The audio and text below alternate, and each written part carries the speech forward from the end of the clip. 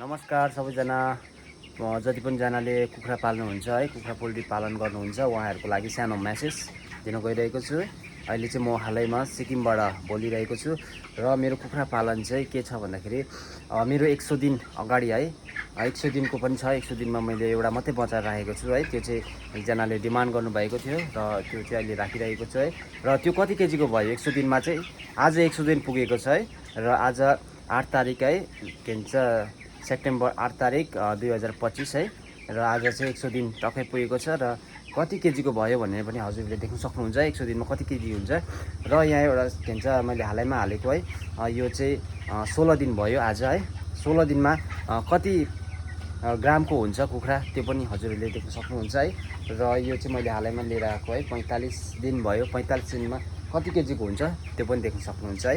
र मैले दबाई चाहिँ के खुवाउँछ भन्दाखेरि चाहिँ हालैमा चाहिँ मैले दबाई चाहिँ है यो जिप्रो मिन लिक्विड दिइरहेको छु। यसको दाम मलाई परेको छ 400 परेको छ है। र यो चाहिँ म जुन चाहिँ देख्नुहुन्छ नि यो बोतल यो बट्टा पानीको त्यसमा चाहिँ मैले एक एक बिर्को चाहिँ हाल्ने गरेको छु है। यसको नापेर मैले एक्चुअलमा हालेको छुइनँ है।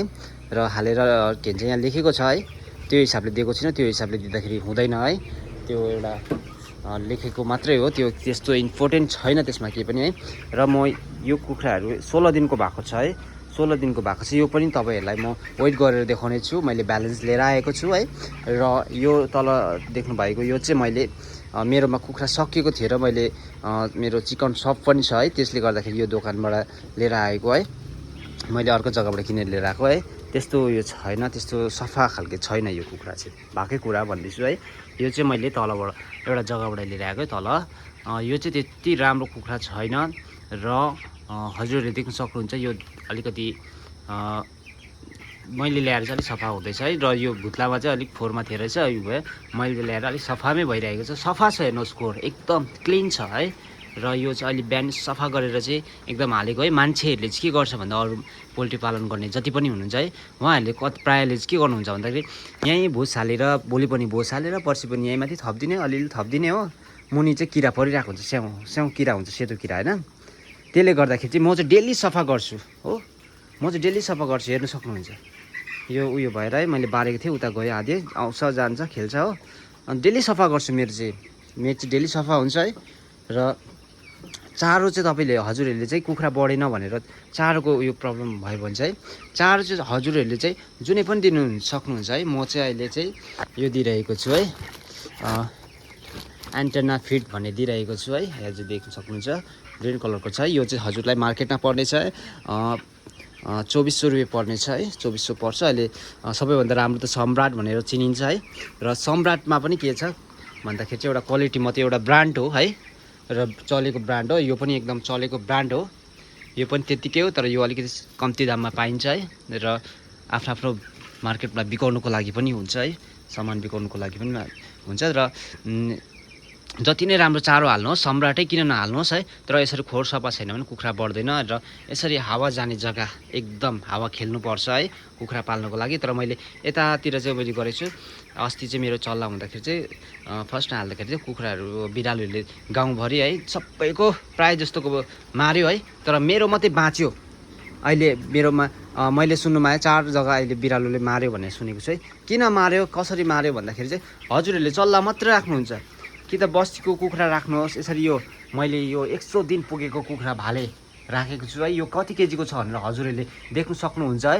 म हजुरलाई देखाउने छु है। सबै कुखुरा तौलेर देखाउने छु र यो कति केजीको छ भनेर हजुरले देख्न सक्नुहुन्छ है।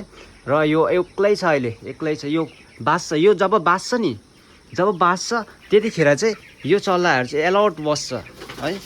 यो चल्लाहरू चाहिँ जति पनि छ एलर्ट बस्छ। र यो बत्ती गएको बेलामा एक्चुअल के हुन्छ भन्दाखेरि चाहिँ चल्ला मात्रै छ भने चाहिँ यिनीहरू पुरा कराउँछ, च्याक च्याक च्याक च्याक गर्दै पुरा कराउँछ है। यो चल्लाहरू चाहिँ एकदम कराउने गर्छ। र कराउँदाखेरि चाहिँ बिरालोहरू आउँछ।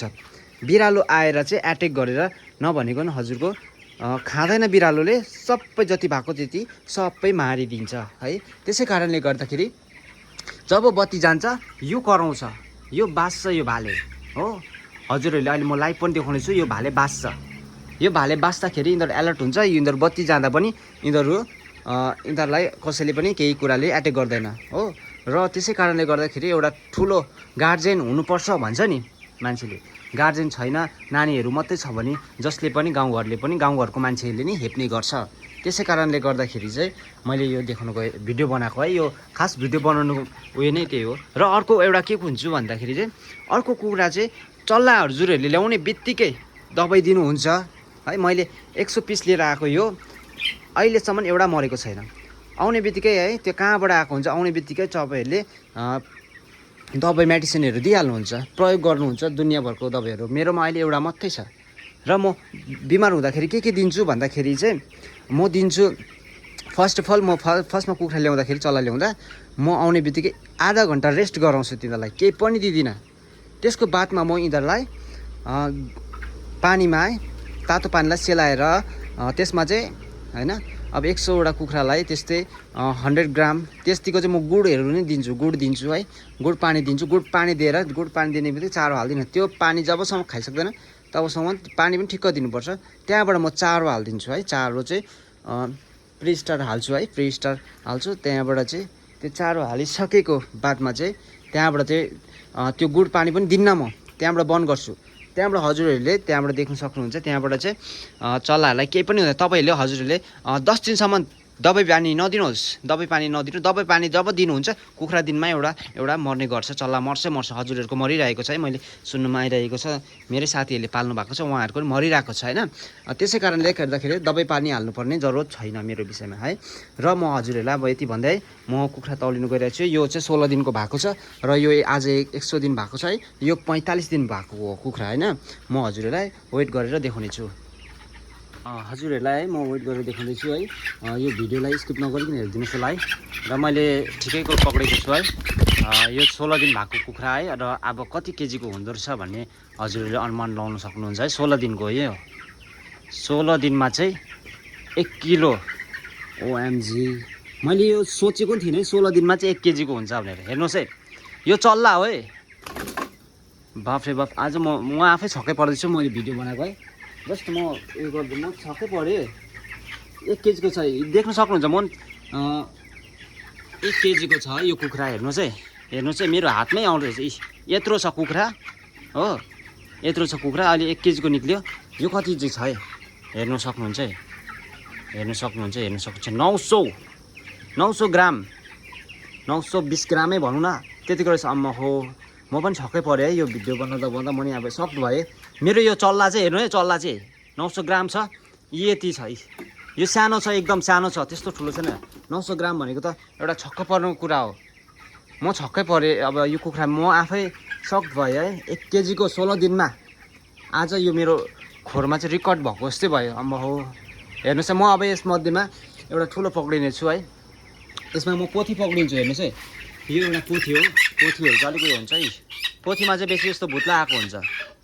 भुत्लाहरू पुरा हुन्छ पोथीमा चाहिँ। यो पोथी नै हो, भुत्लाहरू हुन्छ है। यसरी फरहरू निकै आएको हुन्छ है।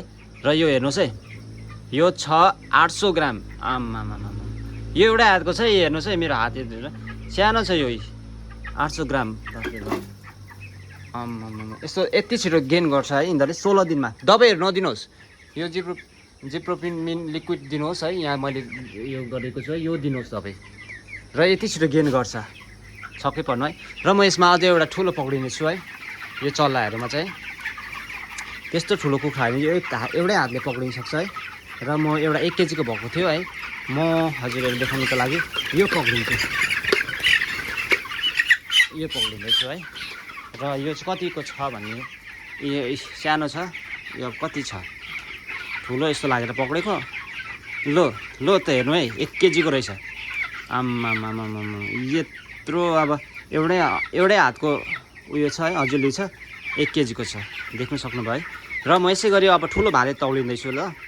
ठुलो भाले चाहिँ यहाँ छ है। र यो चाहिँ तौलिँदैछु म अहिले हो। अब यसलाई एकछिन पर्खिनुहोस् ल, यसलाई निकाल्नु अलिक साह्रो पर्छ हो। देख्न सक्नुहुन्छ है, यो चल्लाहरूको अगाडि चाहिँ यो चाहिँ बाउ हो। चल्लाहरूको अगाडि चाहिँ बाउ हो। अब यो बाउलाई चाहिँ म तौलिँदैछु हो। अब यो चाहिँ एकदम साँडो भएर यो चाहिँ अब बासी दिने एकदम है। त्यसले गर्दाखेरि अरू सुरक्षित भइरहेको छ होइन। र उसलाई चाहिँ म तौलिने छु, यो मेरो कुखुरालाई हो। हेर्नुहोस् है, बस चुप लाएर एकदम केयर गरेर है यसलाई राखेको छ है। त्यतिकै मैले राख्नु सकिनँ है, यो मेरो सानो उयो भएर है। र म उसलाई चाहिँ अब यो भालेलाई चाहिँ म राख्नु गइरहेको छु है। यो चाहिँ यहाँको चाहिँ डन हो। अब यस्तो भाले चाहिँ मैले कतिपल्ट उयो गरिसकेँ हो। हेर्नुहोस् है, एउटा क्यारेटमा एउटा भरिँदैछ हो। हजुरहरूले देख्न सक्नुहुन्छ 103 पुगेको आज हो। र मलाई तौलिनु मन लागेर चाहिँ 6 केजी 300 ग्राम भनौँ न है, 300 ग्राम पुगेको छ यो हो। 100 दिनको छ। र अरू चल्ला चाहिँ 1 केजीको छ। हजुरले देख्न सक्नुभयो है, 1 केजीको छ। र यो चाहिँ यति छ। यसलाई टियर गरेको हो, त्यस्तो केही पनि होइन। र आजको दिन 100 दिनको दिन चाहिँ मैले आज मेरो फर्स्ट टाइम भएको है। लोकल मार्केटले उठाउनै मान्दैन कुखुरा हो, त्यही भएर पालेर मैले आफै सेल गरेँ है प्रायः जस्तो। र आज यतिको भयो है। हजुरले देख्न सक्नुभयो है। दबाईहरू चाहिँ केही नै नदिनुहोस्। दबाईहरू हजुरले दिनु भने चाहिँ मर्छ हो। र म हजुरहरूप्रति है भिडियो देखाउँदै जान्छु। अझै कुखुराहरूको बारेमा म धेरै भिडियोहरू बनाउने छु। हजुरहरूले मेरो फेसबुक पेजलाई चाहिँ फलो गर्नु नबिर्सिनु होला। धन्यवाद।